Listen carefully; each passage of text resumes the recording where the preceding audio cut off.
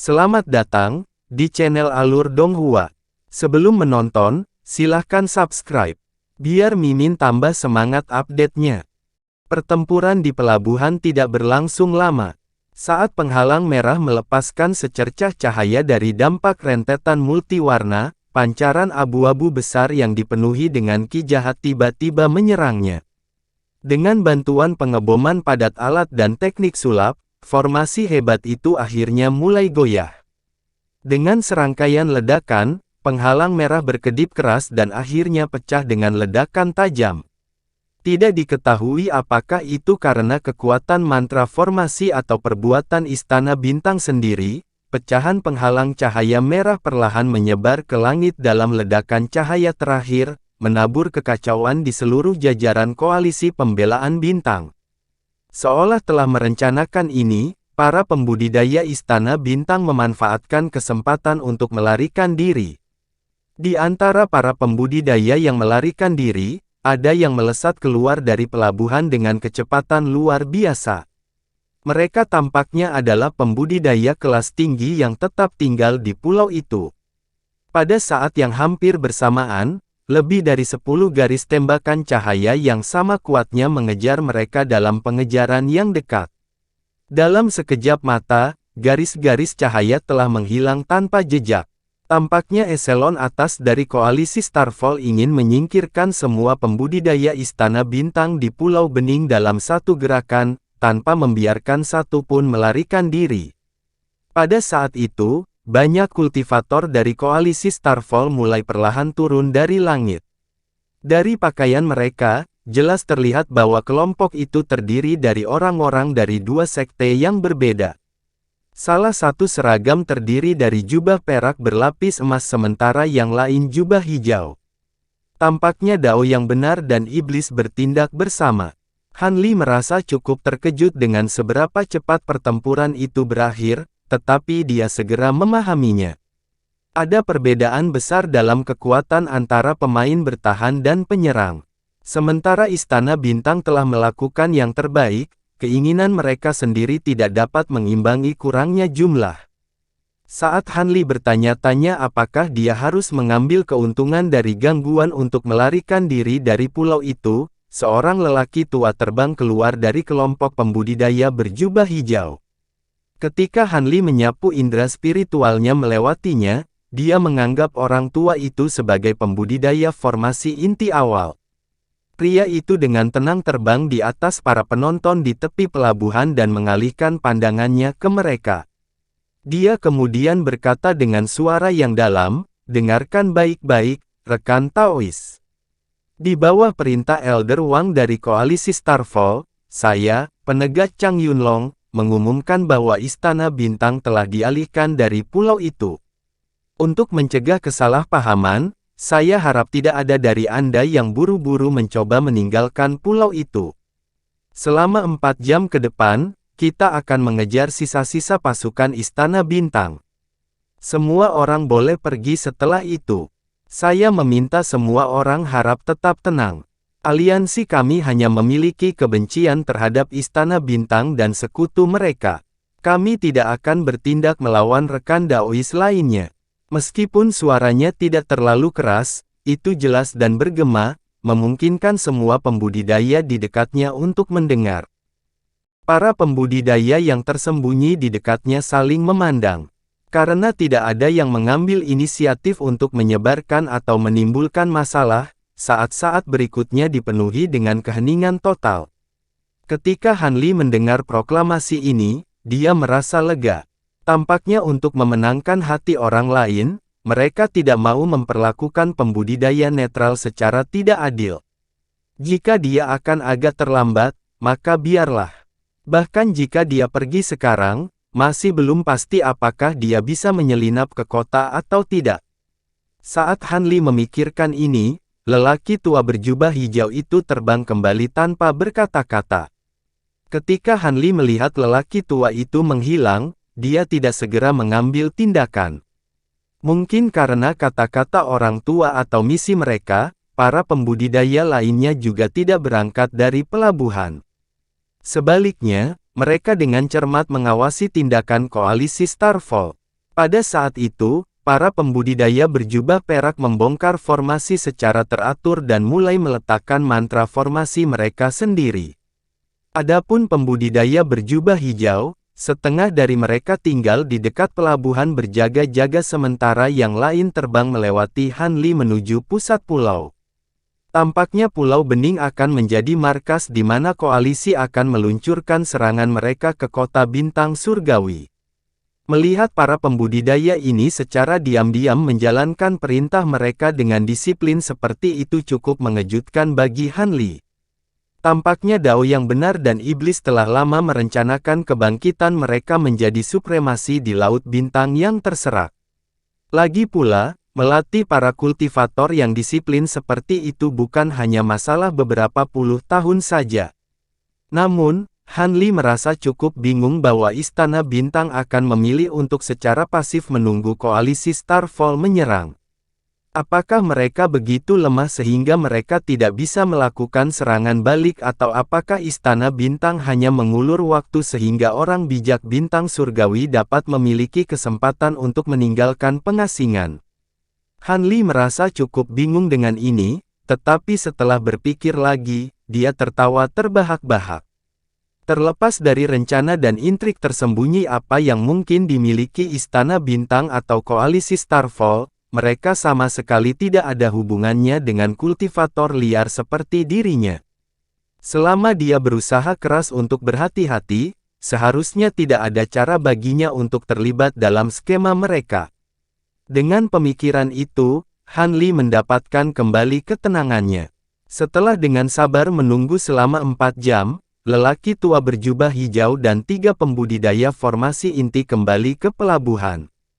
Ketika lelaki tua itu melayang di udara, dia berkata dengan suara yang jelas, "Rekan Taois, jika Anda ingin meninggalkan pulau itu, Anda hanya perlu menunjukkan tanda identitas Anda atau menunjukkan kepada kami seni kultivasi Anda. Jika Anda tidak ingin pergi, maka Anda dapat terus tinggal di sini. Selama Anda tidak memiliki permusuhan dengan koalisi Starfall, Anda akan diperlakukan dengan adil." Setelah kata-kata ini diucapkan, ada momen kegemparan sebelum keheningan kembali. Meskipun kata-katanya terdengar sopan, tidak ada yang ingin mengungkapkan diri. Para pembudidaya Dao yang benar sangat enggan untuk mengungkapkan diri mereka kepada para pembudidaya Dao iblis ini karena hubungan mereka sebelumnya tidak terlalu bagus. Jika mereka telah melakukan ketidakbijaksanaan sebelumnya dan menyebabkan pelanggaran, mereka akan mengutuk diri mereka sendiri dengan bergerak maju.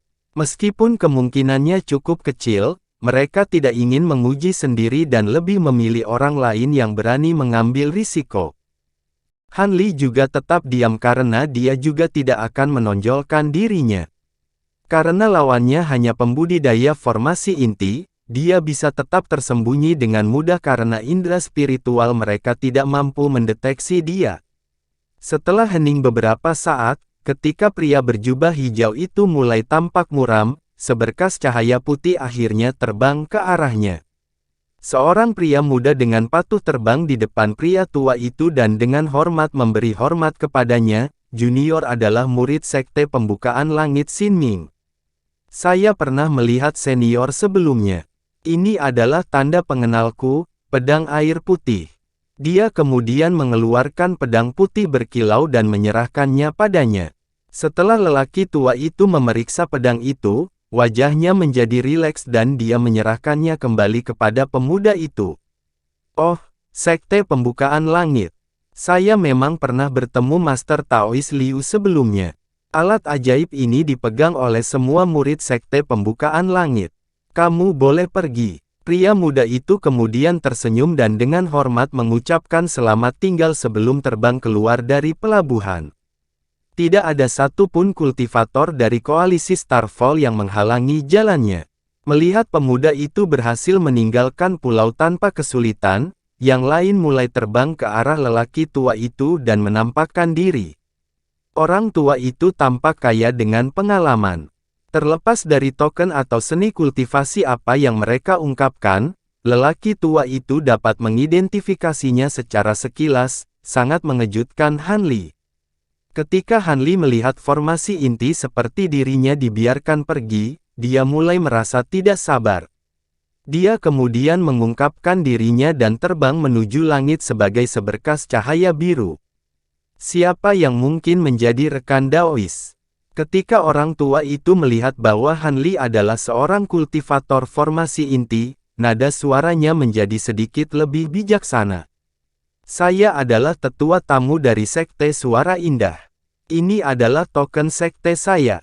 Mohon dilihat. Pada hari ketika peri roh Violet menganggapnya sebagai penatua, dia memberinya lencana. Hanli mengeluarkannya dan menyerahkannya kepada lelaki tua itu tanpa ragu-ragu. Orang tua itu dengan hati-hati memeriksa token dan menatap Hanli saat dia berkata, "Sekte Suara yang Indah.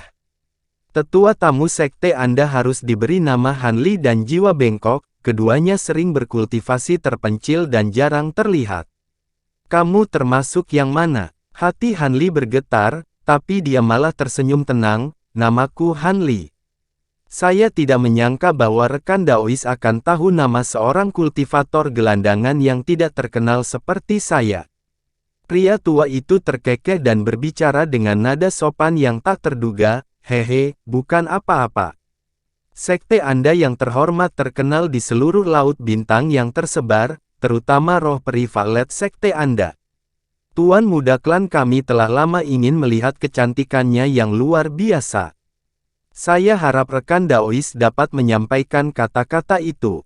Sok sesaat muncul di wajahnya sebelum dia dengan ragu bertanya, "Tuan muda, siapa yang mungkin Anda bicarakan?" "Tuan muda sekte saya adalah satu-satunya keturunan dari leluhur besar. Meskipun hanya sedikit yang tahu namanya sekarang, itu nantinya akan bergema di seluruh laut bintang yang tersebar." Hanli dalam hati terperangah, tapi dia setuju, "Baiklah. Jika saya menemukan pemimpin sekte, saya pasti akan menyampaikan kata-kata itu." Orang tua itu tampak cukup puas dengan jawaban Hanli.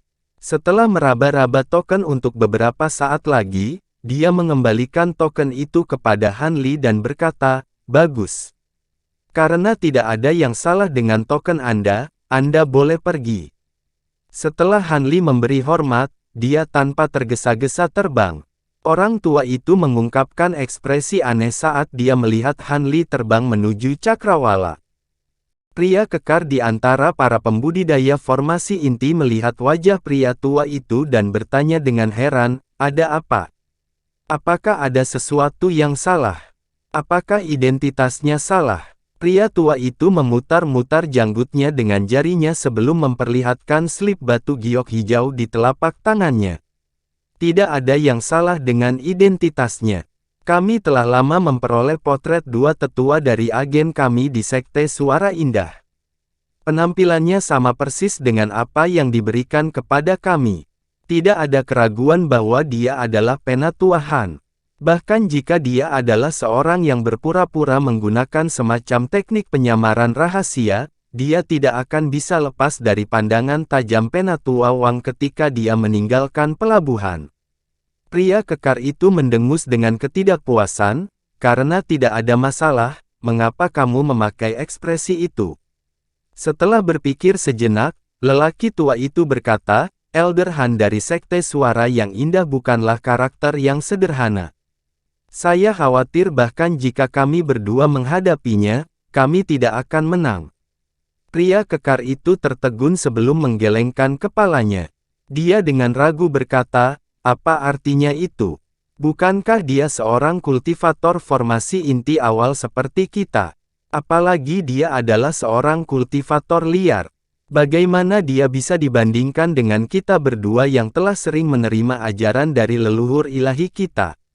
Orang tua itu tidak terganggu oleh kata-katanya sedikit pun dan dengan tenang memberinya penjelasan, "Penegak Liu harus tahu bahwa meskipun seni tujuh iblis kami tidak dapat dianggap sebagai teknik kultivasi kelas atas, kami sangat sensitif terhadap jumlah ki buruk yang dimiliki seseorang. Ki buruk yang dia miliki adalah yang terberat yang pernah saya lihat dari seorang pembudidaya formasi inti. Tidak sedikit pembudidaya yang mati di tangannya." Pria kekar itu keberatan, "Itu bukan apa-apa. Jadi bagaimana jika dia membunuh beberapa pembudidaya kelas rendah? Aku juga bisa melakukannya. Ini tidak sama. Meskipun Anda dapat mengumpulkan sedikit ki yang sangat lemah dari itu hanya akan berlangsung sebentar, dan akan dengan mudah menghilang. Adapun orang ini, tidak hanya ki-nya yang sangat padat, tetapi juga sangat dingin. Ini adalah sesuatu yang hanya dapat dikembangkan dengan membunuh sejumlah besar pembudidaya dengan peringkat yang sama atau lebih tinggi. Kecuali jika dia menggunakan beberapa teknik rahasia khusus untuk membersihkan dirinya dari ki yang sangat buruk, itu akan selamanya menghantui tubuhnya. Setelah kilatan dingin berkedip dari matanya, dia melanjutkan dengan mengesankan, selanjutnya, dia tampaknya telah memahami beberapa teknik ki pedang ajaib, menyebabkan rentang ki yang sangat buruk menjadi sangat besar. Ini benar-benar menakjubkan. Jika seorang kultivator biasa melawannya, tidak hanya teknik sihir dan ilusi mereka akan melemah. Tetapi jika ki-nya yang sangat buruk harus sepenuhnya dikultivasikan, lawan-lawannya untuk sementara bisa kehilangan keinginan mereka untuk bertarung jika mereka tidak melindunginya. Jika dia mengembangkan seni 7 iblis kami, dia akan membuat kemajuan pesat. Tentu saja, orang tua itu tidak tahu bahwa Han Li jarang membunuh pembudidaya formasi inti, tetapi malah membunuh beberapa ratus binatang iblis kelas 5 yang setara. Alasan ki yang sangat berat benar-benar berbeda dari apa yang dia bayangkan. Pria kekar itu menatap kosong sejenak sebelum bertanya dengan bingung, "Penegak Chang, mungkinkah Anda ingin membawanya sebagai murid? Terlepas dari ki yang sangat buruk, dia tidak akan menjadi muridmu. Jangan lupa bahwa dia juga seorang kultivator formasi inti." Orang tua itu dengan tenang berkata, bahwa dia sebagai murid. Tentu saja tidak. Saya hanya tertarik pada metode yang dia gunakan untuk mengumpulkan ki yang sangat kuat. Dia pasti punya rahasia. Setelah mendengar itu, pria kekar itu kehilangan minat. Dia memperhitungkan bahwa di seluruh laut bintang yang tersebar, setiap seni kultivasi yang memanfaatkan dukungan dari ki yang sangat buruk untuk maju semuanya milik sekte pemberontak. Karena seni kultivasinya sendiri bukan salah satunya, dia merasa tidak tertarik. Tetapi pria kekar itu segera memikirkan sesuatu dan bertanya dengan ekspresi bingung, "Kamu mengatakan bahwa Tuan Muda tertarik pada roh peri Valet Sekte Suara Indah. Mengapa saya belum pernah mendengar tentang ini sebelumnya? Apakah dia memberi tahu Anda secara pribadi?" "Hehe, Tuan Muda tidak perlu memberi tahu saya apapun. Anda harus mengetahui seni kultivasi yang dikembangkan oleh Tuan Muda. Dengan ketenaran luas dari kecantikan peri roh Valet, jika kita mampu mempersembahkan wanita itu kepada Tuan Muda kita, akan ada banyak hadiah." Tuan Muda baru saja mencapai tahap akhir formasi inti. Dengan petunjuk dan perlindungan leluhur suci, saya rasa dia akan menjadi kultivator jiwa baru lahir dalam waktu kurang dari 100 tahun. Pria kekar itu terdiam sesaat sebelum menganggukkan kepalanya. Pria kekar itu kemudian menggosok tangannya dengan senyum sinis dan berkata, "Lalu kapan kita harus bertindak?" Tampaknya Tuan Muda akan meninggalkan pengasingan. Orang tua itu dengan tenang berkata, "Tidak perlu terburu-buru. Akan lebih baik untuk melakukan ini setelah pertempuran besar berikutnya. Bagaimanapun, akan lebih baik untuk bertindak setelah kami menunjukkan kekuatan koalisi Starfall kami. Jika mereka tidak mau menyerah ketika saatnya tiba, kita akan dapat menangkapnya dengan dalih bahwa dia memiliki ikatan rahasia dengan Istana Bintang. Saat dia mendirikan sektenya di Kota Bintang Surgawi, dia harus patuh." Pria kekar itu bersukacita dan tertawa, "Bagus. Karena mereka hanya memiliki 2 tetua formasi inti awal, mereka tidak akan berani menghentikan rencana kami." Rekan Taois Chang benar-benar pintar.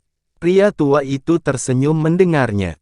Pada saat yang sama, dia dengan puas berpikir, "Seperti ini, saya akan dapat menekan tetua Han dari Sekte Suara Indah untuk dengan patuh menyerahkan rahasianya untuk mengumpulkan ki yang sangat buruk. 2 burung dengan 1 batu." Dengan pemikiran itu, Lelaki tua itu menyipitkan matanya dan memasang ekspresi aneh. Han Li sekarang telah mencapai ujung pelabuhan. Setelah melirik beberapa pembudidaya koalisi Starfall yang ramai di pulau itu, dia memutuskan untuk mempercepat. Tetapi pada saat itu, perasaan spiritual yang hebat tiba-tiba menyelimutinya tanpa menahan diri. Han Li terkejut, tetapi dia segera berhenti dan tetap melayang di langit. Ini adalah sesuatu yang dia antisipasi sebelumnya. Bagaimana koalisi Starfall memungkinkan pembudidaya formasi inti dilepaskan pada sesuatu yang sederhana seperti token? Han Li menganggap bahwa pemilik indera spiritual adalah pemimpin mereka, seorang eksentrik Nas Chen Sol, menggunakan indera spiritualnya untuk memeriksanya. Tampaknya ini adalah tindakan untuk mencegah pembudidaya formasi inti menggunakan teknik rahasia untuk mengubah penampilan mereka dan melarikan diri dari pulau dengan identitas palsu. Ekspresi Han Li benar-benar tenang dan tidak menunjukkan kepanikan sedikit pun. Dia bahkan tidak repot-repot untuk menggunakan identitas palsu sejak awal. Ini karena teknik ini dapat dilihat oleh mereka yang memiliki indera spiritual yang tangguh, kecuali jika seseorang menggunakan teknik legendaris dari zaman kuno atau harta sihir yang sangat berharga. Jika dia secara dangkal mengubah penampilannya dan menggunakan identitas palsu, dia akan terlihat sangat mencurigakan jika dia ditangkap, menyebabkan reaksi keras. Sebaliknya, dia lebih suka mengambil keuntungan dari statusnya sebagai sesepuh dari Sekte Suara Indah dan mengambil risiko meninggalkan jejak di belakang untuk Zenith Yin dan yang lainnya. Pada saat para eksentrik melacaknya, dia sudah berada di Laut Bintang Luar, dan sama sekali tidak tersentuh. Dengan pemikiran itu, Han Li dengan tenang mengizinkan pembudidaya Nas Chen Sol untuk memeriksanya dengan indera spiritualnya. Seperti yang diharapkan, indera spiritual segera menghilang tanpa meninggalkan bekas di tubuhnya. Han Li menghela nafas panjang dan dengan tenang terbang menuju laut. Tidak lama setelah Han Li meninggalkan pulau, dia mulai terbang dengan kecepatan tertingginya. Karena jubah merah darah akan menarik terlalu banyak perhatian di dekat konflik, dia hanya bisa terbang melalui cara normal. Setengah hari kemudian, Han Li bertanya-tanya bagaimana dia harus memasuki kota, dia tiba-tiba berhenti. Dia mengerutkan kening dan memeriksa sekelilingnya dengan tatapan bingung. Ekspresinya tiba-tiba menegang saat dia menatap ke kejauhan. Dia menyelimuti tubuhnya dalam lapisan cahaya biru samar dan tanpa bergerak melayang di tempat. Setelah beberapa saat, seberkas cahaya biru dan merah terbang ke arahnya dengan kecepatan kilat. Cahaya tiba di depan Han Li dalam sekejap, memudar untuk mengungkapkan dua pembudidaya setengah baya mengenakan jubah perak dengan lapisan emas. Kultivator Koalisi Starfall. Kedua pria itu adalah pembudidaya formasi inti awal. Salah satunya memiliki wajah pucat dan tidak berjenggot. Yang lainnya adalah pria yang agak kuat dengan kulit coklat. Karena mereka berdua muncul, mereka hanya menatap Han Li dengan dingin tanpa sepatah kata pun. Indera spiritual mereka jelas terkunci pada Han Li. Ekspresi Han Li bergerak sejenak. Dia kemudian bertanya kepada mereka dengan suara yang dalam, "Ada urusan apa?" "Saya sedang terburu-buru. Jika Anda tidak memiliki apa-apa untuk dikatakan, maka saya akan pergi." "Salah. Kamu akan ikut dengan kami." Pria kuat itu dengan dingin berbicara dengan nada memerintah. Han Li merengut dan matanya berkilat dingin. "Apakah aku menyinggung kalian berdua? Atau apakah koalisi Starfall telah menangkap orang sesuka hati mereka? Rekan Taois, tolong jangan marah. Kami berada di bawah perintah untuk mengejar dan melenyapkan sisa-sisa Istana Bintang. Kami berhasil melukai seorang kultivator Istana Bintang baru-baru ini, tetapi dia berhasil melarikan diri ke arah ini menggunakan teknik yang aneh. Kebetulan kami menemukanmu saat mengejarnya. Menurut pengetahuan kami, para pembudidaya Istana Bintang memiliki teknik mengubah wajah. Karena kami tidak dapat mengetahui apakah penampilan Anda asli, kami harus meminta Anda untuk menemani kami sampai kami menemukan kultivator yang melarikan diri. Pria parubaya terpelajar itu berbicara dengan cukup sopan, tapi dia jelas tidak berniat membiarkan Han Li pergi. Terima kasih sudah menonton, sampai jumpa di episode selanjutnya. Jangan lupa subscribe, like, dan nyalakan loncengnya. Sampai jumpa.